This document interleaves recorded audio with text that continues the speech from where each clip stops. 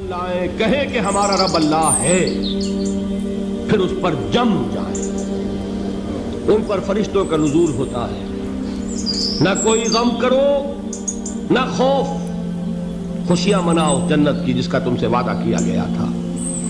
اللہ کی ربوبیت پر اطمینان جب انسان کو ہو جاتا، میرا رب اللہ ہے، ربی اللہ، انسان کے لیے نہ کوئی کھٹکا، نہ کوئی خطرہ، نہ کوئی خوف، نہ کوئی حزن۔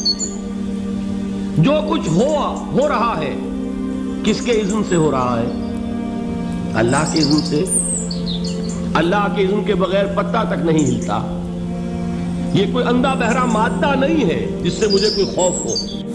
اندھا بھینسا چلا رہا ہو اس سے تو ڈرنے کا ہر انسان کو ڈرنا چاہیے، نہ معلوم کس کو ٹکر مارے، لیکن نہیں، اس کائنات کو چلانے والا ایک سمیع و بصیر خدا ہے۔ وہ جو میرا دوست ہے، میرا ولی ہے، اللہ ولی الذین آمنوا یخرجہم من الظلمات الی النور۔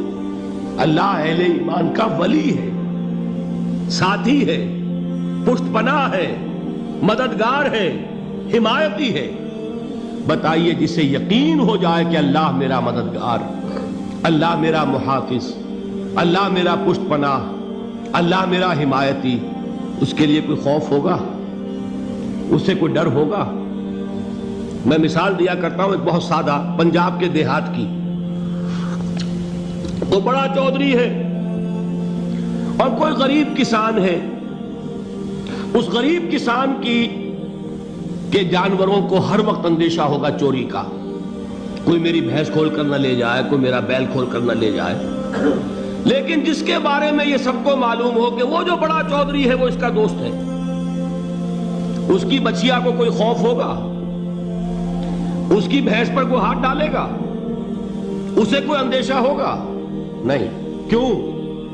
کہ وہ بڑا چودھری، بڑا اس کا یہاں کا سردار، جاگیردار، سب کو معلوم ہے وہ میرا دوست ہے، کوئی میرے خلاف اقدام نہیں کر سکتا۔ اس دنیا میں یہ چھوٹی سی بات اگر آپ کے دلی اطمینان اور سکون کا باعث بن سکتی ہے تو ذرا تصور کیجئے۔ میں لفظ تصور استعمال کروں گا صرف اس لیے کہ اس کا ہم جس کو کہتے ہیں ادراک اور شعور کر نہیں سکتے، اگر کے ساتھ کر سکتے۔ اگر یقین ہو کہ اللہ میرا مددگار اور یقین ہو کہ اللہ ہر آن میرے ساتھ ہے، پھر کوئی خوف، کس کا خوف؟ کوئی شے اللہ سے بالا تر ہے؟ کوئی قوت اس سے زیادہ طاقتور ہے؟ کوئی اس کے ارادے کو بدلنے والا ہے؟ کوئی اس کی مشیت کے آڑے آنے والا ہے؟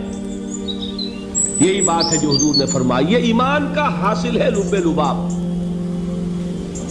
کہ دیکھو اچھی طرح اس بات کو ذہن نشین کر لو، اگر تمام انسان مل کر تمہیں کوئی نقصان پہنچانا چاہے نہیں پہنچا سکتے، مگر جو کچھ اللہ نے لکھ دیا ہو، اور تمام انسان مل کر تمہیں کوئی نفع پہنچانا چاہے نہیں پہنچا سکتے، مگر وہ شے جو اللہ نے طے کر دی۔ آپ پھر میں کہوں گا ذرا طاری کیجئے، اسے فرض کیجئے، اسے سوچئے۔ اگر اس حدیث پر ہمارا دل ٹھکا ہوا ہو تو کسی سے ڈر ہوگا؟ یہ مجھے نقصان نہ پہنچا دے، یہ میری رپورٹ خراب نہ کر دے، یہ میری انکریمنٹ نہ رکوا دے، یہ میرا یہ نہ بگاڑ دے، یہ میرے یہ نقصان نہ پہنچا دے۔ اس کا ڈر، اس کا ڈر، اس کا خوف، اس کی خوشامد، اس کے لیے جا کر طرح طرح سے اپنی عزت نفس کو ذلیل کروانا اس کے سامنے۔ یہ سب کچھ کیوں کرتا ہے انسان؟ جب سمجھتا ہے کہ اس کے ہاتھ میں میرا کوئی نفع ہے، اس کے ہاتھ میں میرے لیے کوئی ضرر ہے، یہ مجھے کوئی غضب پہنچا سکتا ہے، یہ مجھے کوئی نقصان پہنچا سکتا ہے، یہ میرا کوئی کام بنا سکتا ہے، یہ میری کوئی ضرورت پوری کر سکتا ہے۔ اسی کا نام شرک ہے۔ جہاں آپ نے یہ سمجھا کہ غیر اللہ کے اندر کوئی طاقت موجود ہے، وہی شرک ہے۔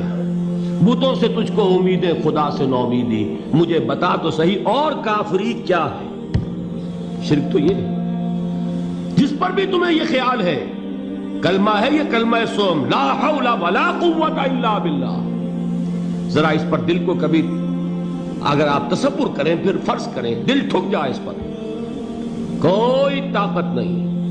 یہی بات تھی جو شیخ عبد القادر جیلانی رحمۃ اللہ علیہ نے اپنی وصیت میں اپنے بچے سے کہی. 11ویں دینے والے ہیں، لیکن حضرت شیخ عبد القادر جیلانی کی وصیت اور تعلیمات کو کتنے لوگ ہیں تم جانتے ہو؟ یہ جن مقامات تک پہنچے ہیں وہ کس چیز کی بدولت پہنچے ہیں؟ انہوں نے جو پیغام دیا وہ کیا تھا؟ اے میرے بچے، جس طریقے سے قرآن مجید میں حضرت لقمان کی نصیحتیں جو ہے نقل کر دی گئی ہیں، میں یہ عرض کروں گا بالفرض اگر قرآن حضرت عبد القادر جیلانی کے بعد نازل ہوا ہوتا تو شیخ عبد القادر کی یہ نصیحتیں بھی قرآن میں درج ہوتی. اتنی اونچی نصیحتیں ہیں.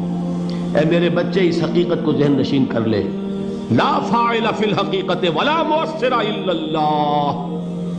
اس کائنات میں نہ کوئی فاعل حقیقی ہے نہ مؤثر حقیقی ہے سوائے اللہ. کسی شے میں کوئی تاثیر نہیں اگر اللہ نہ چاہے. آگ جلا نہیں سکتی اگر اللہ نہ چاہے. پانی ڈبو نہیں سکتا اگر اللہ نہ چاہے. زہر ہلاک نہیں کر سکتا اگر اللہ نہ چاہے. کوئی چیز فائدہ نہیں پہنچا سکتی اگر اللہ نہ چاہے. تو در در پہ کیوں سر جھکاتے ہو؟ در در پر کیوں جبیں سائی کرتے ہو؟ سب کے سامنے کیوں ہاتھ پھیلاتے ہو؟ ایک اللہ سے مانگو. ایک اللہ کے سامنے زمین پر اپنی جبین رکھو. لا فاعل فی الحقیقت ولا مؤثر الا اللہ. نظر آتا ہے ہمیں کہ پانی پیاس بجھا دیتا ہے. پیاس بجھانے کی صلاحیت پانی میں نہیں ہے، اللہ کے اذن سے. کھانا بھوک مٹا دیتا ہے، بھوک مٹانے کی صلاحیت کھانے میں نہیں ہے، اذن رب میں. دیکھیے یہی یقین تھا. حضرت موسیٰ علیہ السلام کا واقعہ یاد کیجئے. سامنے سمندر آ گیا ہے، قوم دیکھتی ہے پیچھے کہ گرد و غبار کا طوفان ہے. معلوم ہوا کہ فرعون اپنے لشکر سمیت آ گئے. ہوا معکم اینما کنتم، جہاں کہیں بھی تم ہوتے ہو اللہ تمہارے ساتھ ہوتا ہے. لیکن اس کا یقین قائم ہو جائے تو زمین و آسمان کا فرق واقع ہو جائے. اس امت میں سے کچھ لوگ جو بیدار ہو جائیں، جو ہوش میں آ جائیں، جو جاگ جائیں، جنہیں یاد آ جائے. مجھے بڑا پسند ہے یہ ہمدرد کے جو پرچے بچوں کے لیے خاص طور پر جو رسالہ نکلتا ہے، اس میں آپ نے دیکھا ہوگا جاگو اور جگاؤ، جاگو اور جگاؤ. بڑی اچھی اصطلاح ہے، بڑی عام پہل. خود جاگو اور جو جاگ جائیں دوسروں کو جگائیں، بیدار کریں. جو جاگ گئے ہیں، جنہیں یہ ہوش آ گیا ہے میں مسلمان ہوں، میری ذمہ داری ہے، میں تو بحیثیت مجموعی اس امت کا فرد ہوں جو دنیا والوں کی بھلائی کے لیے برپا کی گئی. میرے ذمے تو بڑا عظیم فریضہ ہے. وہ فریضہ ہے کہ جو اللہ تعالیٰ اپنے رسولوں کے سپرد کرتا رہا ہے، امر بالمعروف اور نہی عن المنکر. جسے یہ ہوش آ جائے اب وہ دوسروں کو جگائے. جو جاگتے جائیں وہ ایک امت بن جائے، چھوٹی امت. جیسے آپ کہتے ہیں party with in party, state with in state, ریاست میں ریاست، پارٹی میں پارٹی. ایک بڑی امت ہے، 1 ارب سے زیادہ کی تعداد میں امت محمد ہے اس وقت دنیا میں صلی اللہ علیہ وسلم. لیکن سوئے ہوئے ہیں. کس اعتبار سے سوئے ہوئے ہیں؟ دنیا کے اعتبار سے سوئے ہوئے نہیں ہیں. ہر شخص اپنی بہتری کے لیے کوشاں ہے، زور لگا رہا ہے، دن رات محنت کر رہا ہے. دین کے اعتبار سے سو گئے، بحیثیت امت محمد جو ذمہ داری تھی اس کے اعتبار سے سوئے ہوئے. تو جو جاگ جائیں وہ جاگیں، آپس میں مل جل کر اس بڑی امت میں ایک چھوٹی امت بنائیں. وَلْتَكُمْ مِنْكُمْ أُمَّةٌ يَدْعُونَ إِلَى الْخَيْرِ. تم میں سے ایک امت تو ایسی لازماً ہونی چاہیے جو خیر کی طرف بلائے اور نیکی کا حکم دے اور بدی سے روکے. اور نوٹ کیجئے آخری ٹکڑا اس آیت کا، وَأُولَئِكَ هُمُ الْمُفْلِحُونَ. یہ جان لو کہ صرف وہی ہوں گے فلاح پانے والے. یہ سوئے ہوئے فلاح نہیں پائیں گے. جو جاگ جائیں گے اور جگائیں گے اور جو اپنے اس فرض منصبی کو ادا کریں گے، یدعون الی الخیر ویامرون بالمعروف وینہون عن المنکر، صرف وہ ہوں گے فلاح پانے والے. اولئک هم المفلحون. آپ صدق کے دل سے دعا کیجئے، اللہم ربنا اجعلنا منہم. اے اللہ ہمیں بھی ایسے لوگوں میں شامل ہونے کی توفیق عطا فرما. پہلا تمہیدی مضمون میرا ختم ہوا. ذہن میں ٹانکتے جائیے. خلاصہ کیا ہے؟ امت مسلمہ کی غرض تاسیس یا شہادت علی الناس کہیے یا امر بالمعروف اور نہی عن المنکر. اب دوسرا مضمون ہے، اس کے لیے ذرا یہ الٹ لیجئے. آخری صفحے پر، چونکہ یہ 2 ورقہ ہے، اس پر میں نے ایک بڑی محنت کر کے قرآن مجید کے 9 مقامات منتخب کیے۔ ایک مضمون کو واضح کرنا مقصود ہے۔ وہ مضمون کیا ہے؟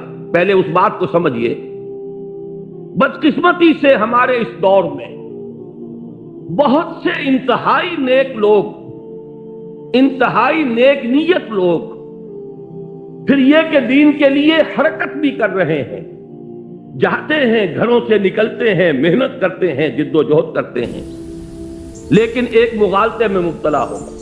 وہ مغالطہ کیا ہے؟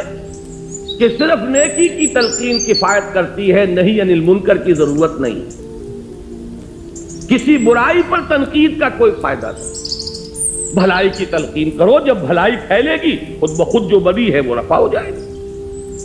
بعض اعتبارات سے بات بڑی وزنی بات ہوتی ہے، تم روشنی پھیلاؤ، تاریکی خود بخود کافور ہو جائے گی، بھلائی کا پرچار کرو، بھلائی کو پھیلاؤ، بدی جو ہے خود بخود جو ہے وہ ملیا میٹ ہو جائے گی۔ لیکن یہ بہت بڑا مغالطہ ہے اور دینی اعتبار سے بہت بڑی غلط فہمی ہے، جس میں بہت سے نیک نیت حضرات، ان کی نیت سے پر کوئی شک نہیں، پھر ان کا جو مجاہدانہ کردار ہے، اس کے لیے جو محنتیں کرتے ہیں وہ سب بھی مسلم ہے۔ لیکن میں یہ چاہتا ہوں آج آپ قرآن مجید کے 9 مقامات کے حوالے سے اس بات کو سمجھ لیں کہ یہ امر بالمعروف اور نہی عن المنکر باہم لازم و ملزوم، میں نے جو اس کا عنوان قائم کیا ذیلی، باہم لازم و ملزوم، ایک گاڑی کے 2 پہیے یا ایک ہی تصویر کے 2 رخ۔ ایک پہیے پر تو گاڑی گھوم جاتی ہے، 2 پہیوں پر گاڑی آگے بڑھتی ہے، ایک گاڑی کے 2 پہیے، اسی طریقے سے ایک تصویر کے 2 رخ، باہم لازم و ملزوم۔ اس کو چونکہ بڑی اہمیت کے ساتھ ذہن نشین کرانا مقصود ہے، تو میں نے یہ 9 مقامات قرآن مجید کے نکالے، جس سے یہ ثابت ہو جائے یہ دونوں لازم ہیں، لازم و ملزوم۔ اور ایک بات میں عرض کر دوں انتہائی ادب کے ساتھ کہ واقعہ یہ ہے کہ اگر میں یہ کہوں کہ قرآن مجید تو یہ 2 چیزیں بیان کر رہا ہے، لیکن اصل میں تو ایک ہی چیز ضروری ہے، تو معلوم یہ ہوا کہ میں نے قرآن پر طعن کیا ہے، اللہ کے کلام پر گویا کہ میں ایک یہ نقص نکال رہا ہوں کہ شاید یہ صرف شاعری ہو رہی ہے، لفاظی ہو رہی ہے۔ قرآن ہر جگہ دونوں اصطلاحات کو لا رہا۔ دیکھیے چونکہ وقت کم ہے، اب ذرا ایک ایک کر کے ان آیات کو پڑھیے۔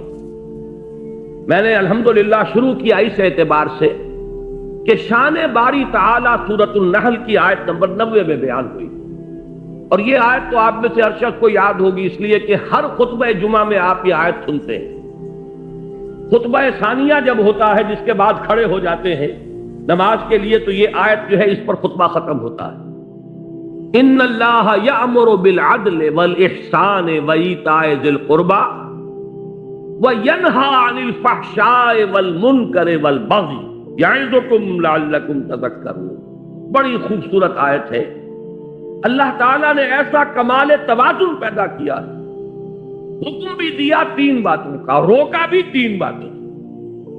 عجیب توازن ہے، ذرا غور کیجئے اس کے حسن توازن ہی میں سارا حسن ہوتا ہے۔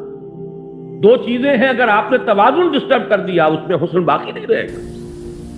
ان اللہ یامر بالعدل والاحسان وایتاء ذی القربى، اللہ حکم دیتا ہے عدل کا، احسان کا اور قرابت داروں کا حق ادا کرنے۔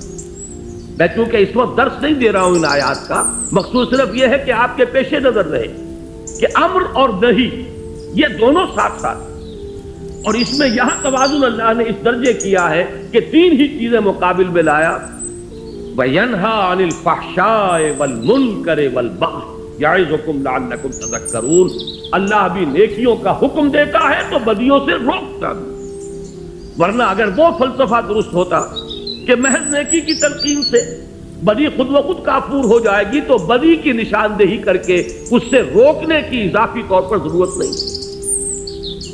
آگے چلیے، نمبر 2، تقاضائے فطرت و حکمت۔ یہاں میں نے سورہ لقمان کی آیت لی ہے۔ حضرت لقمان کے بارے میں آپ حضرات کے علم میں ہوگا، نہ وہ نبی تھے نہ کسی نبی کے امتی تھے، سلیم العقل سلیم الفطرت انسان، حکیم اور دانا انسان، انہوں نے اپنے غور و فکر سے جو نتائج اخذ کیے ہیں وہ ہیں جو قرآن مجید نے سورہ لقمان کے دوسرے رکوع میں جو وصیتیں انہوں نے اپنے بیٹے کو کی تھی، وَإِذْ قَالَ لُقْمَانُ لِابْنِهِ وَهُوَ يَعِظُهُ يَا بُنَيَّ لَا تُشْرِكْ بِاللَّهِ، یہاں سے قرآن مجید نے حضرت لقمان کو امر بنا دیا، اس لیے کہ ان کا ذکر جب تک قرآن ہے ان کا ذکر موجود ہے اور ہمیشہ قرآن رہے گا، ان کا ذکر موجود رہے گا۔ یہ شان ہے اللہ نے اپنے اس بندے کی جو بڑھائی ہے کہ قرآن مجید میں اس طریقے سے تعین کے ساتھ یا تو رسولوں کا نام آتا ہے یا یہ کہ صحابہ میں سے حضرت زید کا ذکر خاص طور پر صحابہ جو ہے اس اعتبار سے کیا کرتے تھے کس قدر خوش قسمت ہے اس کا نام قرآن میں آیا۔ فلما قضا زید وطرہا، تو یہ وطرہ منہا زید وطرہ یہ سورہ احزاب میں آیا تو لوگ رش کرتے تھے زید تمہارا نام قرآن میں آیا۔ ایسے ہی یہ ایک حکیم اور دانا انسان، اب ان کی اسی لیے میں نے عنوان قائم کیا تقاضائے فطرت و حکمت۔ فطرت اور حکمت کا تقاضا یہ ہے، اب ان کی یہ آیت نوٹ کیجئے جو قرآن مجید میں ان کی بات نقل فرمائی گئی، یا بنی اقم الصلاۃ وامر بالمعروف وانہ عن المنکر واصبر علی ما اصابک ان ذلک من عزم الامور، اے میرے بچے نماز قائم رکھ، نیکی کا حکم دے، بدی سے روک، اور پھر صبر کر جو تجھ پر بیتے۔ دیکھیے بڑی پیاری بات، نیکی کی تلقین پر کبھی آپ کو ریزنٹمنٹ نہیں ہوگی، لوگ سن لیں گے مانے یا نہ مانے، بھائی بھلا کام کیا کرو، نیک کام کیا کرو، بھائی نماز پڑھا کرو، بھائی روزہ رکھا کرو، کوئی آپ کو پلٹ کر گالی نہیں دے گا۔ یہ دوسری بات ہے کہ جیسے چکنے گھڑے پر پانی پڑتا ہے اور نکل جاتا ہے اور ایک کان سے سنا دوسرے کان سے نکال دیا، لیکن اصل میں جب جوابی کارروائی ہوتی ہے لوگوں کی طرف سے، جب آپ کسی بدی پر روکیں اس وقت پھر ریزنٹمنٹ ہوتی ہے، اس وقت پھر جو ہے ریٹیلیشن ہوتی ہے۔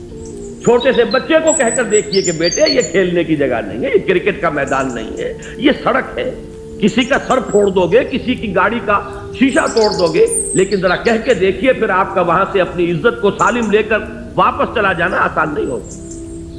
چھوٹی سی چھوٹی بات کہہ کر دیکھیے کسی کو، اس لیے یہاں حضرت لقمان فرما رہے ہیں میرے بچے نماز کو قائم رکھ، نیکی کا حکم دے، بدی سے روک، اور پھر جو آئے اسے جھیل، برداشت کر، صبر کر، وَاصْبِرْ عَلَىٰ مَا أَصَابَكَ۔ یہی تو ربط ہے سورۃ العصر میں، وَالْعَصْرِ إِنَّ الْإِنسَانَ لَفِي خُسْرٍ إِلَّا الَّذِينَ آمَنُوا وَعَمِلُوا الصَّالِحَاتِ وَتَوَاصَوْا بِالْحَقِّ وَتَوَاصَوْا بِالصَّبْرِ۔ حق کی وصیت کر کے ظاہر بات ہے کہ پھر آپ کو صبر کی بھی ضرورت پیش آئے۔ تیسری چیز پر آئیے، شان محمد صلی اللہ علیہ وسلم۔ یہ سورہ اعراف کی ایک آیت ہے، اس کا پس منظر یہ ہے کہ جب حضرت موسیٰ علیہ السلام کو اللہ تعالیٰ نے کوہ طور پر بلا لیا تھا 30 راتوں کے لیے، پھر وہ بڑھا کر 40 راتیں کی گئی، اور وہاں ان کی عدم موجودگی میں بنی اسرائیل نے بچڑے کی پرست شروع کر دی۔ تو جب وہ واپس آئے ہیں تو بہت غضبناک ہوئے، وہ تو آپ کے علم میں پورا واقعہ ہے۔ پھر سب سے بڑی توبہ ہوئی ہے تاریخ میں، 70,000 یہودی قتل ہوئے ہیں اس مرتد ہونے کی پاداش میں۔ ہر قبیلے میں سے جنہوں نے شرک کیا تھا، تو جو لوگ توحید پر قائم رہے انہیں حکم دیا گیا کہ اپنے رشتہ داروں کو ذبح کرو۔ مرتد کی سزا اسلام میں قتل ہے۔ انہوں نے اسلام لانے کے بعد، نبی کے ساتھی ہونے کے بعد، اور گائے کی پرستش کی، یہ سارا جو ہے جس کو آج کی اصطلاح میں آپ فرج بھی کہہ سکتے ہیں، بہت بڑا فرج ہوا یہ اپنی اس پارٹی کا۔ اس کے بعد کوہ طور پر وہ 70 سرکردہ لوگوں کو لے کر حاضر ہوئے، دعا کی پروردگار ہم سے خطا ہو گئی ہے معاف فرما دے اور ہمارے لیے رحمت کا فیصلہ فرما دے۔ اس کا جواب دیا گیا کہ ایک تو میری رحمت عام ہے، وہ تو ہر شے کے ساتھ، رحمتی وسعت کل شے۔ ایک میری خاص رحمت ہے جو میں نے لکھ دی ہے اپنے ان بندوں کے لیے جو میرے رسول نبی امی پر ایمان لائیں گے صلی اللہ علیہ وسلم۔ یہ سورہ اعراف کی آیت نمبر 157 ہے۔ اس نبی امی کی جو شان بیان ہوئی ہے صلی اللہ علیہ وسلم، وہ آیت ہے یہ، الذین یتبعون الرسول النبی الامی الذی یجدونہ مکتوبا عندہم فی التوراۃ والانجیل۔ وہ لوگ کہ جو پیروی کریں گے میرے رسول نبی امی کی، جس کو وہ دیکھیں گے، موجود پائیں گے لکھا ہوا اپنے پاس تورات اور انجیل میں یعنی جن کی پیشین گوئیاں درج ہوں گی، اب وہ نبی جب آئیں گے کیا کریں گے؟ دیکھیے پہلا کام کیا ہے، یامرہم بالمعروف وینہاہم عن المنکر ویحل لہم الطیبات ویحرم لہم الخبائث۔ نبی جب آئیں گے میرے نبی امی، میرے رسول نبی امی صلی اللہ علیہ وسلم کیا کریں گے؟ انہیں نیکیوں کا حکم دیں گے، بدی سے روکیں گے، ان کے لیے طیب چیزوں کو حلال ٹھہرائیں گے اور ناپاک اور گندی اور خبیث چیزوں کو حرام ٹھہرائیں گے۔ لیکن اس میں پہلی شے جو آ رہی ہے وہ کیا ہے؟ وہی گاڑی کے دونوں پہیے لازم و ملزوم، یامرہم بالمعروف وینہاہم عن المنکر۔ نمبر 4، شان صحابہ رضی اللہ تعالیٰ عنہ۔ اب آپ نے نوٹ کیا ہوگا میں درجہ بدرجہ سیڑھی اتر رہا ہوں، شان باری تعالیٰ سب سے اوپر، پھر وہ فطرت اللہ التی فطر الناس علیہا، اس کو انسانوں کی فطرت کو کہا گیا فطرت اللہ، اس لیے نمبر 2 پر اس کو لایا ہوں، نمبر 3 پر رسول صلی اللہ علیہ وسلم، نمبر 4 پر صحابہ، درجہ بدرجہ نیچے اتر رہے ہیں۔ صحابہ کی شان کیا ہے؟ سورہ توبہ کی آیت نمبر 71، والمومنون والمومنات بعضهم اولیاء بعض یامرون بالمعروف وینہون عن المنکر۔ مومن مرد اور مومن عورتیں آپس میں ایک دوسرے کے ساتھی ہیں، پشت پناہ ہیں، مددگار ہیں، حمایتی ہیں، اور ان کی شان کیا ہے؟ یامرون بالمعروف وینہون عن المنکر، نیکی کا حکم دیتے ہیں، بدی سے روکتے ہیں۔ اس کا ذرا کانورس بھی دیکھ لیجئے، یہ کانورس کا لفظ شاید میری عمر کے لوگوں کو یاد آیا ہو جنہوں نے انگریزی میں میٹرک میں جیومیٹری پڑھی تھی۔ ہر تھیورم کا ایک کانورس ہوتا تھا، ایک نظریہ ہے، ایک اس کا عکس ہے، تو اس کا بھی ایک عکس ہے۔ منافقین کی شان بیان ہوئی ہے، کیفیت منافقین، اسی سورہ توبہ کی آیت نمبر 67 میں، المنافقون والمنافقات بعضهم من بعض یامرون بالمنکر وینہون عن المعروف۔ لفظ دونوں یہاں بھی آ گئے، یہ منافق مرد اور منافق عورتیں یہ ایک دوسرے میں سے ہیں، یہ ایک دوسرے کے ساتھی ہیں، پشت پناہ ہیں، مددگار ہیں۔ وہ کیا کرتے ہیں؟ وہ نیکی سے روکتے ہیں اور بدی کا حکم دیتے ہیں۔ یہاں میں ذرا ایک حدیث بھی آپ کو سنا دوں۔ ایک مرتبہ حضور نے صحابہ کرام سے فرمایا، تم لوگوں کا کیا حال ہوگا؟ کیف انتم اذ لا تأمرون بالمعروف ولا تنہون عن المنکر؟ کیا حال ہو جائے گا مسلمانوں تمہارا جب تم نیکی کا حکم دینا چھوڑ دو گے اور بدی سے روکنا چھوڑ دو گے؟ صحابہ حیران ہوئے، ان کے لیے تو یہ ناقابل قیاس، ناقابل گمان بات۔ انہوں نے کہا اوا کائن ذالک یا رسول اللہ، انہوں نے حیرت کے ساتھ کہا ہے اللہ کے رسول کیا ایسا ہونے والا ہے؟ آپ نے فرمایا بل اشد من ذالک سیکون، تم اسی پر حیران ہو رہے ہو اے میرے صحابہ، اس سے بھی زیادہ شدید کیفیت پیدا ہو جائے۔ اب وہ حیران ہوئے، وہ کیا ہوگی؟ فرمایا تامرون بالمنکر وتنہون عن المعروف، وہ دور بھی آ جائے گا کہ تم منکر کا حکم دو گے اور بدی کا حکم دو گے اور نیکی سے روکو۔ یہ وہ شان ہے منافقین کی کیفیت۔ گویا کہ حضور نے فرمایا ایک وقت آئے گا میری امت میں یہ نفاق عام ہو جائے گا۔ آج آپ کا معاشرہ وہی ہے، نیکی کے راستے پر چلنا بہت مشکل، بدی کے راستے کھلے ہیں، کشادہ ہیں، کوئی ریزسٹنس ہے ہی نہیں۔ کوئی نوجوان ذرا داڑھی رکھ لے، تمام رشتہ دار، اعزاء، قریب، والدین وہ اس کے سر کو اس پر سوار ہو جائیں گے، تم نے کیا کیا؟ ذرا گھر میں کوئی شرعی پردہ کر کے نافذ کر کے دیکھیے، you will be an out cast, آپ اپنے معاشرے سے نکال دیے جائیں، آپ بالکل آپ کا تعلق جو ہے وہ معاشرے سے عزیزوں سے کٹ جائے، کر کے دیکھ لیجیے۔ اس لیے کہ حضور نے فرمایا تھا بل اشد من ذالک سیکون، کہ میری امت پر وہ وقت بھی آنے والا ہے کہ صرف یہی نہیں ہوگا کہ نیکی کا حکم دینا روک دیں گے اور بدی سے روکنا جو ہے وہ چھوڑ دیں گے، بلکہ اشد من ذالک سیکون، اور وہ کیا ہے؟ تامرون بالمنکر وتنہون عن المعروف، جو کہ اس وقت منافقین کی شان۔ آگے آئیے، یہ 6 آیت میں ابھی آپ کو سنا چکا ہوں پہلے ہی، امت کا فرض منصبی، کنتم خیر امت اخرجت للناس تامرون بالمعروف وتنہون عن المنکر۔ نمبر 7، دور زوال میں امت مسلمہ کے لیے سہ نکاتی لاہ عمل کا نقطہ عروج، یہ 3 آیات جو یہاں درج ہیں. میں نے ایک تقریر کی تھی آپ کے اسی شہر کراچی میں ایک مسجد میں آج سے 4 سال قبل. اس پر مفصل خطاب ان 3 آیات کی روشنی میں ایک لائحہ عمل کیا کرے اس حال میں، کس طریقے سے صورتحال تبدیل ہو. قرآن مجید تو ہمیشہ کے لیے ہدایت اور رہنمائی ہے، اس نے اس دور کے لیے بھی ہدایت دی ہے، بعد والے دور کے لیے بھی ہدایت دی. اس دور زوال میں اگر یہاں سے اب اوپر اٹھنے کے لیے آپ کو لائحہ عمل درکار ہے تو بھی رجوع کیجئے قرآن کی طرف. قرآن مجید نے ان 3 آیات میں سورہ آل عمران کی آیات 102، 103، 104 ایک سہ نکاتی لائحہ عمل دیا ہے، جس میں آخری بات وہ ہے جو ابھی میں نے آیت آپ کو سنائی تھی، وَلْتَكُمْ مِنْكُمْ أُمَّةٌ يَدْعُونَ إِلَى الْخَيْرِ وَيَأْمُرُونَ بِالْمَعْرُوفِ وَيَنْهَوْنَ عَنِ الْمُنْكَرِ وَأُولَئِكَ هُمُ الْمُفْلِحُونَ. پہلا نقطہ یہ ہے کہ ہر شخص تقوی اختیار کرے. دوسرا نقطہ یہ ہے کہ مل جل کر بنیاد مرصوص بنو، قرآن مجید کی رسی کو مضبوطی سے تھام لو، اللہ کی رسی، وَاعْتَصِمُوا بِحَبْلِ اللَّهِ جَمِيعًا. اور تیسرا نقطہ ضربہ سلام کیا ہے اس کا، وَلْتَكُمْ مِنْكُمْ أُمَّةٌ يَدْعُونَ إِلَى الْخَيْرِ وَيَأْمُرُونَ بِالْمَعْرُوفِ وَيَنْهَوْنَ عَنِ الْمُنْكَرِ وَأُولَئِكَ هُمُ الْمُفْلِحُونَ. تم میں سے ایک جماعت تو ایسی قائم ہونی چاہیے جو یہی 3 کام کرے اور کوئی کام نہ کرے.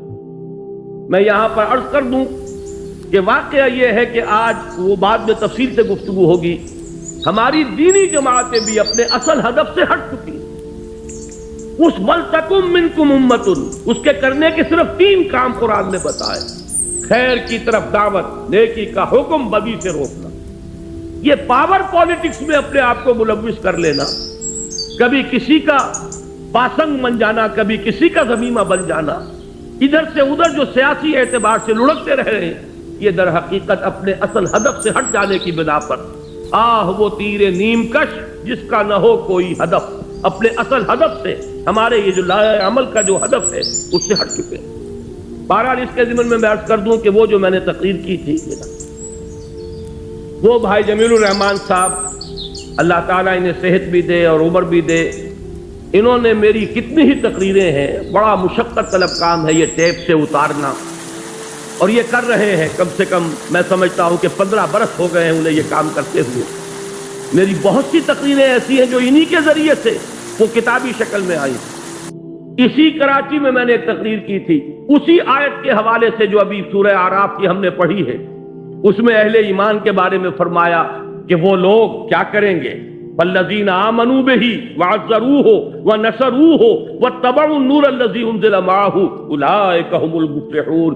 ہمارے اس رسول نبی امی کو جو لوگ ان پر ایمان لائیں گے، ان کی تعظیم کریں گے، ان کی مدد کریں گے، اور جو نور ان کے ساتھ نازل کیا جائے گا اس کا اتباع کریں گے، وہی فلاح پانے والے ہوں گے. وہ تقریر بھی انہوں نے اتاری تھی اور وہ چھپ چکی ہے، کتنے ایڈیشن اس کے. نبی اکرم صلی اللہ علیہ وسلم سے ہمارے تعلق کی بنیادیں الحمدللہ بہت پسند کیا گیا، وہ عوام میں، خواص میں، اس لیے کہ ایک بالکل نقطہ نظر سامنے آیا. یہ وہ مختلف نقطہ نظر کہ آیا صرف درود پڑھ دینے سے حق ادا ہو گیا، یا یہ کہ عید میلاد منا لینے سے حق ادا ہو گیا حضور کا صلی اللہ علیہ وسلم، یا جلوس نکال دینے سے حق ادا ہو گیا، یا کوئی اور ذمہ داریاں ہیں ہماری نبی اکرم صلی اللہ علیہ وسلم کے بارے میں. اسی طرح اس تقریر کو بھی انہوں نے اتارا تھا اور اب وہ بھی کتاب کی شکل میں شائع ہو رہی ہے. لیکن تازہ میثاق جو میں خاص طور پر حکم دے کر آیا تھا کہ اس کو جلدی سے شائع کیا جائے، اور بائی ایئر کارگو میں نے منگوایا ہے، آج اس کے نسخے باہر موجود ہیں. یہ کوئی 64 صفحے کا کتابچہ ہے جو اس میثاق کے اندر پورا کا پورا آ گیا.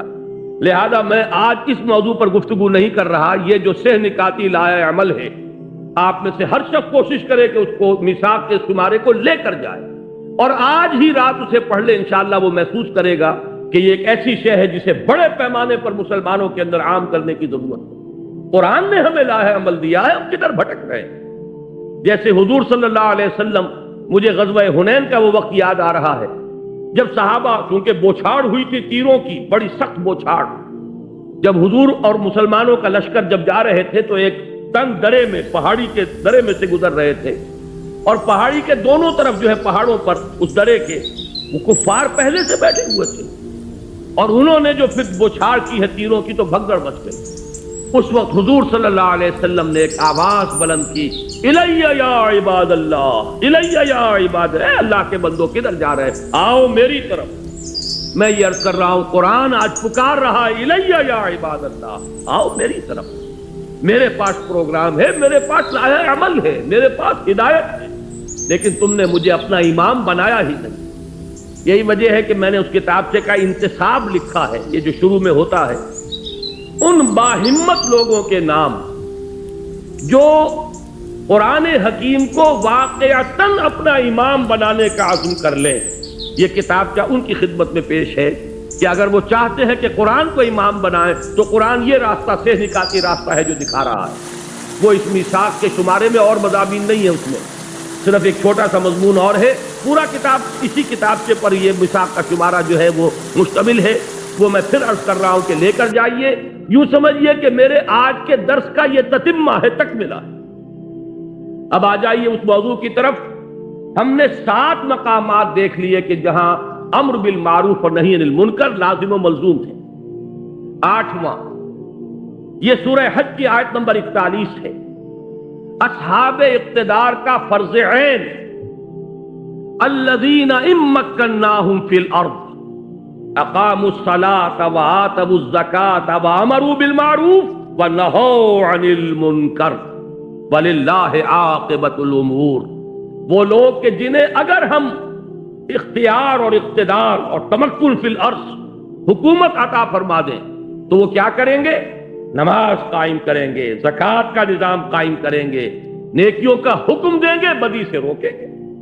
وہی امر بالمعروف اور نہی عن المنکر گاڑی کے دونوں پہیے.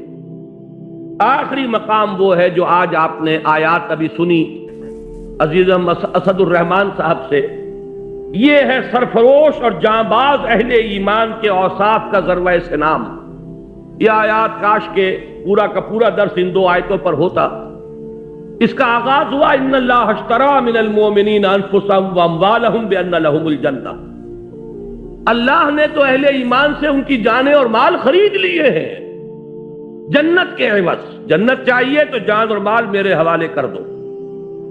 جو بھی باشعور صاحب ایمان ہے وہ گویا کہ اللہ کے ساتھ ایک بیع و شراء کر چکا، اپنی جان اور مال اللہ کے ہاتھ فروخت کر چکا. لہذا اسی کا مظہر یہ تھا کہ وہ لوگ سرفروشی اور جاں فشانی جب پکارا گیا میدان میں آ گئے جان ہتھیلی پر رکھ کر. اب یہ جو لوگ ہیں ان کے کچھ اوصاف ہیں جو اگلی آیت میں بیان ہوئے. میں پورا آیت کا اس پر ترجمہ نہیں کر رہا، اتنا وقت نہیں ہے، لیکن ذرا نوٹ کیجئے یہ سرفروش لوگ، فدائین لوگ، اللہ تعالیٰ مجھے اور آپ کو توفیق دے کہ ہم بھی یہ تمنا یہ رکھیں جیسے حضور نے فرمایا صلی اللہ علیہ وسلم لَوَدِدْتُ أَنْ أُقْتَلَ فِي سَبِيلِ اللَّهِ ثُمَّ أُحْيَا ثُمَّ أُقْتَلَ. میری بڑی خواہش اور آرزو ہے کہ میں اللہ کی راہ میں قتل ہو جاؤں، پھر مجھے زندہ کیا جائے، پھر ایک مرتبہ اللہ کی راہ میں قتل ہو جاؤں. تو یہ خواہش ہمارے دلوں میں بھی آ جائے، لیکن اس خواہش کے ساتھ ساتھ کچھ اوصاف اپنے اندر پیدا کرنے ہوں گے. وہ اوصاف کیا ہے؟ التائبون، العابدون، الحامدون، السائحون، الراکعون، الساجدون، الآمرون بالمعروف والناہون عن المنکر والحافظون لحدود اللہ وبشر المؤمنین. پہلا وصف توبہ کرنے والے، رجوع کرنے والے. خطا ہو گئی، غلطی ہو گئی، فوراً توبہ کرے، رجوع کرے. عابدون، اللہ کے عبادت گزار، اس کے اطاعت شعار، اس کی بندگی کو اپنی زندگی کا اصول بنا لینے والے. الحامدون، اللہ کی حمد و ثنا میں مصروف رہنے والے. السائحون، لذات دنیاوی سے کنارہ کشی کر لینے والے. الراکعون، رکوع کرنے والے اللہ کی جناب میں. الساجدون، سجدے کرنے والے اللہ کی بارگاہ میں. الآمرون بالمعروف، نیکی کا حکم دینے والے. والناہون عن المنکر، اور بدی سے روکنے والے. والحافظون لحدود اللہ، اور اللہ کی حدود کی حفاظت کرنے والے. وبشر المؤمنین، اے نبی ایسے اہل ایمان کو بشارت دے دی، ان کی کامیابی جو ہے اس کی خوشخبری انہیں سنا دی. یہ ذروہ سنام ہے، اس لیے کہ یہاں پر امر بالمعروف اور نہی عن المنکر سے بھی اگلا قدم بیان کر دیا گیا، وہ کیا ہے؟ الحافظون لحدود اللہ۔ آپ کے ذہن میں ہوگا کہ میں انقلاب اسلامی کے مراحل کئی مرتبہ بیان ہو چکے ہیں، کتابی شکل میں بھی موجود ہیں۔ آخری مرحلہ کیا ہے؟ میں نے عرض کیا ہے ڈیمونسٹریشن، میدان میں آ جانا۔ اب یہ غلط کام ہم نہیں ہونے دیں گے۔ نہی عن المنکر بالید، طاقت کے ساتھ چیلنج کر دینا کہ یہ کام، اب تک تو ہم خوشامد کر رہے تھے، اب تک ہم کہہ رہے تھے کہ خدا کے لیے باز آ جاؤ، اب نہیں ہونے دیں گے، ہماری لاٹھوں پر ہوگا، جیتے جی نہیں ہونے دیں گے۔ یہ ہے حفاظت اللہ کے حدود کی۔ آپ کو معلوم ہے کہ آپ کی فوج، اس کا مقصد کیا ہے؟ یہ جو ارب روپیہ خرچ ہوتا ہے فوج پر، آپ کے بجٹ کا بہت بڑا حصہ صرف ہوتا ہے فوج پر، کیا مقصد ہے اس کا؟ آپ کی زمین کے ایک ایک چپے کے محافظ بن کر کھڑے ہو جائیں، سرحدوں کے محافظ بن کر کھڑے ہو جائیں، جان دے دیں، لیکن یہ کہ ایک چپا زمین کا ایک انچ جو ہے اس ملک کی، وہ دشمن کے حوالے کرنے کے لیے تیار نہ ہو۔ ابھی 16 کروڑ نہیں، تقریباً 20 کروڑ روپیہ جو ہے ایکسرسائز پر خرچ ہو گیا۔ یہ ایکسرسائز کاہے کے لیے؟ تاکہ ہماری افواج چاق و چوبند رہیں، تیار رہیں، کوئی بھی صورتحال پیدا ہو جائے سست پڑے ہوئے نہ ہو، زنگ نہ لگا ہوا ہو کہیں۔ یہ سب کچھ کس لیے؟ حفاظت، حدود اللہ، حدود ارضی کی حفاظت، زمین کے وطن کی حدود کی حفاظت۔ اسی طرح اللہ کی بھی حدود ہیں۔ تلک حدود اللہ فلا تقربوها، دیکھو یہ اللہ کی حدود ہے، اس کے قریب نہ پھٹکو۔ کہیں آتا ہے فلا تعتدوها، یہ اللہ کی حدود ہے، انہیں پامال نہ کرو، ان سے تجاوز نہ کرو۔ یہ حدود اللہ۔ اب اللہ کا ایک بندہ، وہ سرفروش، ان اللہ اشتری من المؤمنین انفسهم واموالهم بان لهم الجنہ، جو جان اور مال بیچ چکے اللہ کے ہاتھ، وہ در حقیقت اس کی چوٹی کیا ہے؟ وہ اللہ کے حدود کا محافظ بن کر کھڑا ہو جائے۔ میرے جیتے جی یہ حد لا کی حد جو ہے یہ پامال نہیں کی جائے گی، میں زندہ رہوں اور اللہ کی حدود جو ہے پامال کر دی جائے، نہیں ہوگا۔ جب یہ الفاظ میں کہہ رہا ہوں، مجھے حضرت ابوبکر صدیق یاد آ گئے رضی اللہ تعالی عنہ۔ انہوں نے یہی فرمایا تھا، ایبدل الدین وانا حی، کیا دین کے اندر تغیر کر دیا جائے گا جبکہ میں ابھی زندہ ہوں؟ میری زندگی میں نہیں ہو سکتا۔ جبکہ کچھ لوگوں نے زکوٰۃ دینے سے انکار کیا تھا، اور کچھ حضرات نے مشورہ دیا تھا، آپ یہ اتنے سارے محاذ ایک دم نہ کھول لیجئے۔ ایک طرف تو مدعیان نبوت ہے، کھلم کھلا مرتد، ٹھیک ہے، ان کے خلاف تو اقدام کیجئے، لیکن انہوں نے کسی نبی کو تو نہیں مانا ہے، کسی چیز کا انکار نہیں کیا ہے، کلمہ پڑھ رہے ہیں، آپ ان کے خلاف جو ہے محاذ نہ کھولیے، اس لیے کہ اس وقت بڑے حالات مخدوش ہیں۔ تو الفاظ کیا تھے ابوبکر صدیق کے؟ کیوں بن گئے وہ افضل البشر بعد الانبیاء بالتحقیق؟ یہ مقام جو حاصل ہوا ہے، ایبدل الدین، کیا دین کے اندر تبدیلی کر دی جائے گی؟ وانا حی، اس حال میں کہ میں زندہ ہوں، نہیں ہو سکتا۔ فرمایا تھا انہوں نے، جب حضرت عمر نے یہ کہا تھا، مشورہ دیا تھا کہ اس وقت حالات ٹھیک نہیں ہیں، آپ ایک طرف جو جیش اسامہ ہے اس کو بھی نہیں روک رہے، روم کے ساتھ ٹکراؤ جو ہے اسے بھی جاری رکھ رہے ہیں، اس دلیل پر کہ حضور نے جو جھنڈا باندھ دیا تھا میں اسے کیسے کھول دوں؟ حضور نے لشکر تیار کر دیا تھا، جائے گا تو کیا کریں گے؟ یہاں پہ کون محافظ ہوں گے؟ تو انہوں نے فرمایا تھا کہ اگر کوئی محافظ نہ ہو، اگر درندے آ کر ابو بکر کو نوچیں، تب بھی یہ کام ہو کر رہے گا، اس لیے کہ نبی صلی اللہ، میں اللہ کے رسول کا خلیفہ ہوں، ان کے جو کام ہیں، ان کے مشن کی تکمیل میرا مقصد ہے زندگی، یہ ہے حفاظت حدود اللہ۔ تو یہ جو یہاں 9 اوصاف بیان ہوئے ہیں، اللہ تعالی ہمیں ان میں سے ایک ایک وصف اپنے اندر جذب کرنے کی توفیق عطا فرمائے۔ التائبون العابدون الحامدون السائحون الراکعون الساجدون الآمرون بالمعروف والناہون عن المنکر والحافظون لحدود اللہ۔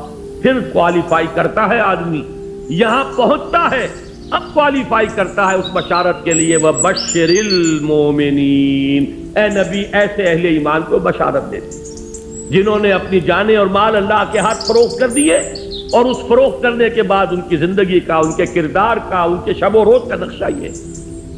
بہرحال اگرچہ اس میں کئی دوسرے مضامین بھی ضمنی طور پر آ گئے، لیکن میرے اس بیان کا مقصد کیا تھا اس حقیقت کو واضح کرنا کہ امر بالمعروف اور نہی عن المنکر انسیپریبل، ان کو ایک دوسرے سے جدا نہیں کیا جا سکتا، یہ ایک ہی حقیقت کے اجزاء لا ینفک غیر منفک، جس کو علیحدہ نہیں کیا جا سکتا۔ یہ غلط فہمی رفع ہو جانی چاہیے۔ یہ مغالطہ جنہیں بھی ہیں انہیں اللہ تعالیٰ ان کو اپنے اس مغالطے پر متنبہ اور مطلع ہونے کی توفیق عطا فرمائے۔ ہمارا کام یہی ہے کہ جو بات کتاب و سنت سے سمجھ میں آتی ہے اسی کو ہم لوگوں کے سامنے بیان کریں اور عام کریں۔ باقی یہ ہے کہ لوگوں کے دل میں اور ان کے ذہن کے اندر ان باتوں کا ڈالنا یہ اللہ کے ہاتھ میں ہے، یہ کسی انسان کے بس میں نہیں۔ میں پہلے ہی عرض کر چکا ہوں، نیکی بھی ہے، تقویٰ بھی ہے، جد و جہد بھی ہے، حرکت بھی ہے، محنت بھی ہے، لیکن ایک بہت بڑا مغالطہ کہ صرف بھلائی کی تلقین، صرف نیکی کی تلقین، صرف فضائل کی تلقین کے ذریعے سے سارے معاملات دور صحیح ہو جائیں گے، ساری گندگیاں دھل جائیں گی، یہ ممکن نہیں ہے۔ قرآن مجید 9 مقامات پر اگر امر بالمعروف اور نہی عن المنکر کو متوازن طریقے سے بالکل بیلنس اجزاء لا ینفک کی حیثیت سے بیان کر رہا ہے تو ہم میں سے کسی کو یہ حق نہیں پہنچتا کہ اس میں سے کسی ایک کو غیر ضروری یا اضافی قرار دے دیں۔ معاذ اللہ ثم معاذ اللہ۔ اب پلٹ لیجئے، اب تیسری بات جو ہے، میں آج ذرا کچھ مختلف انداز میں درس دے رہا ہوں۔ اب تک میں نے 2 باتیں عرض کی، ایک یہ کہ امت مسلمہ کی غرض تاسیس کے لیے قرآن کی اصطلاحات 2 ہیں، شہادت علی الناس اور امر بالمعروف نہی عن المنکر۔ نمبر 2 یہ کہ امر بالمعروف نہی عن المنکر یہ ایک ہی حقیقت کے 2 پہلو، یہ لازم و ملزوم ہے، یہ ایک ہی گاڑی کے 2 پہیے ہیں۔ اب تیسری بات یہ ہے کہ ان میں اہم تر نہی عن المنکر ہے۔ اگر علیحدہ غور کرنا ہے اور خاص طور پر علماء اور صوفیاء اور احبار اور رہبان ان کے کرنے کا اصل کام یہی، یہ میں چاہتا ہوں کہ اچھی طریقے سے آپ سمجھ لیں، اس لیے کہ عنوان میں نے نوٹ کرایا تھا علماء و صلحاء کے کرنے کا اصل کام اور عذاب الہی سے نجات کی واحد راہ۔ اس کے ضمن میں یہ چند آیات کا ترجمہ سن لیجئے اور پھر یہ 3 احادیث ہیں جو ہمیں پڑھنی ہے۔ بڑی محنت کے ساتھ اسے چھپا کر لایا ہوں آپ کے لیے، بہت مواد ہے ان 2 اور آپ کے اندر، 4 صفحے ہیں، لیکن آپ جا کر غور کریں گے یہ ایک پوری کتاب کا مضمون ہے جو اس کے اندر جمع کر دیا گیا، لیکن یہ کہ آپ کے پاس یہ بڑا ہینڈی رہے گا، آپ کی جیب میں رکھا رہے گا، غور کرتے رہیے، ان آیات کو یاد کرتے رہیے، یہ احادیث ہر وقت آپ کے سامنے رہے، آپ لوگوں کو سمجھائیے، سنائیے۔ اور یہ احادیث کا عکس میں نے لیا ہے اور اس کو شائع کیا ہے مکمل حوالوں اور متن کے ساتھ۔ اگر ویسے ہی تقریر کے اندر صرف حدیث کا مفہوم آ جائے تو یاد نہیں رہتا، آگے آپ بات کر نہیں سکتے۔ دیکھیے سورہ مائدہ میں بنی اسرائیل پر تنقید ہوئی ہے۔ بنی اسرائیل کے بارے میں جو بھی میری تقاریر میں شریک ہوتے رہے ہیں، بارہا وہ حدیث سامنے آئی، اور آج وہ میثاق کے اندر بھی آپ کو وہ حدیث مل جائے گی کہ حضور نے خبر دی تھی کہ میری امت میں بھی وہ ساری خرابیاں پیدا ہوں گی جو بنی اسرائیل میں پیدا ہوئی، یہاں تک کہ اگر وہ گوہ کے بل میں گھسے تھے تو میری امت بھی گھسے گی، اور اگر ان میں کوئی بدبخت ایسا اٹھا تھا جس نے اپنی ماں سے زنا کیا ہو تو میری امت میں بھی کوئی نہ کوئی ایسا پیدا ہوگا جو یہ حرکتیں شنی کرے۔ اسی کے حوالے سے ذرا بنی اسرائیل پر جو تنقید قرآن نے کی ہے سورہ مائدہ میں، اس کو پڑھیں۔ فرمایا وَتَرَىٰ كَثِيرًا مِّنْهُمْ، یہ آیات نمبر 62 اور 63 ہے، اور تم دیکھتے ہو ان میں سے بہت سوں کو يُسَارِعُونَ فِي الْإِثْمِ وَالْعُدْوَانِ وَأَكْلِهِمُ السُّحْتَ، مسارعت کہتے ہیں ایک دوسرے سے آگے نکلنے کی کوشش، دوڑ لگی ہوئی ہے ان میں، کہنے کو مسلمان، کہنے کو اللہ کے نام لیوا، کہنے کو موسیٰ کے امتی، کہنے کو تورات کے ماننے والے، سینکڑوں نبیوں کے نام لیوا، ابراہیم کے نسل سے، لیکن حال کیا ہے عملاً؟ ترا کثیر منہم یسارعون فی الاسم والعدوان واکلہم السحت، 3 کاموں میں ایک دوسرے سے بڑھنے کی کوشش کر رہے ہیں۔ وہ کیا ہے؟ اسم، گناہ کا کام، حق تلفی کا کام، لوگوں کے حقوق ضبط کرنے اور سلب کرنے کا کام، والعدوان اور زیادتی اور ظلم، تعدی، واکلہم السحت اور حرام خوری کے اندر سود خوری ہو رہی ہے، حرام خوری ہو رہی ہے، جوا ہو رہا ہے۔ آپ کے اس ملک میں جتنے بڑے پیمانے پر جوا ان دنوں میں ہوا ہے، آپ کو معلوم ہے وہ سیور ریفل جو ہے وہ اتنا کروڑوں بلکہ اربوں کے روپے میں، آپ کی حکومت کی ذمہ دار وزیر اعظم اس نے یہاں تک کہہ دیا کہ یہ ہمارے باقی ٹیکسز ویکسز جو ہے، میں تو وزیر خزانہ سے کہنے والی ہوں کہ سب کو چھوڑو اور یہ دھندا شروع کرو۔ اس میں جو رقم آتی ہے وہ تو کسی اور کام میں ہم نے دیکھی نہیں۔ یہ کون سے لوگ؟ وہی مسلمان، وہی محمد کے نام لیوا، وہی وہ ان انعامات کی امید میں جوا کھیلنے والے، وہی لاکھوں لوگوں نے اگر حصہ لیا ہے تو یہ کوئی آسمان سے اترنے والی کوئی دوسری مخلوق نہیں تھی، یہ کوئی ہندو نہیں آ گئے تھے، یہودی نہیں آ گئے تھے، یہی امت محمد صلی اللہ علیہ وسلم۔ وہی بات فرمایا وَتَرَا كَثِيرًا مِّنْهُمْ، تم دیکھتے ہو ان میں سے بہت سو کو يُسَارِعُونَ فِي الْإِثْمِ وَالْعُدْوَانِ وَأَكْلِهِمُ السُّحْتَ، کہ یہ ایک دوسرے سے آگے نکلنے کی کوشش کر رہے ہیں، گناہ میں، زیادتی میں، ظلم میں اور حرام خوری میں۔ لَبِئْسَ مَا كَانُوا يَعْمَلُونَ، بہت برا عمل ہے جو وہ کر رہے ہیں۔ لولا ينهاهم الربانيون والاحبار عن قولهم الاثم واكلهم السحت، کیوں نہیں روکتے انہیں ان کے علماء اور ان کے صوفیاء؟ یہ نوٹ کیجئے، ربانیون اور احبار، احبار جمع حبر کی، حبر کہتے ہیں بہت بڑے عالم کو۔ آپ نے سنا ہوگا حضرت عبداللہ ابن عباس رضی اللہ تعالی عنہما کو کہا گیا حبر الامہ، امت کے بہت بڑے عالم۔ حبر کی جمع احبار، احبار کہتے ہیں بڑے عالم۔ لولا ینہاہم الاحبار والربانیون، ربانی کسے کہتے ہیں؟ اللہ والے، رب سے ربانی، اللہ والے۔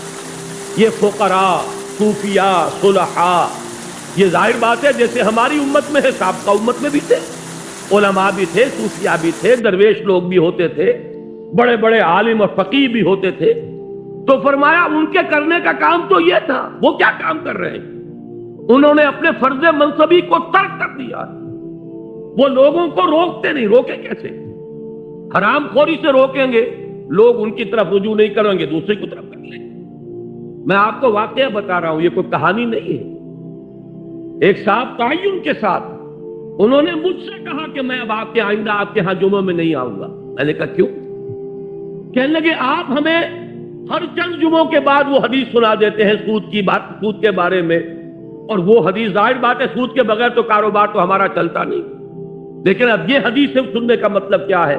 اس کا تو مطلب یہ ہے کہ ہم لوگ وہ کام کر رہے ہیں جو محمد الرسول اللہ نے فرمایا کہ جو ماں کے ساتھ بدکاری ہے اس سے بھی 1000 گنا زیادہ کام۔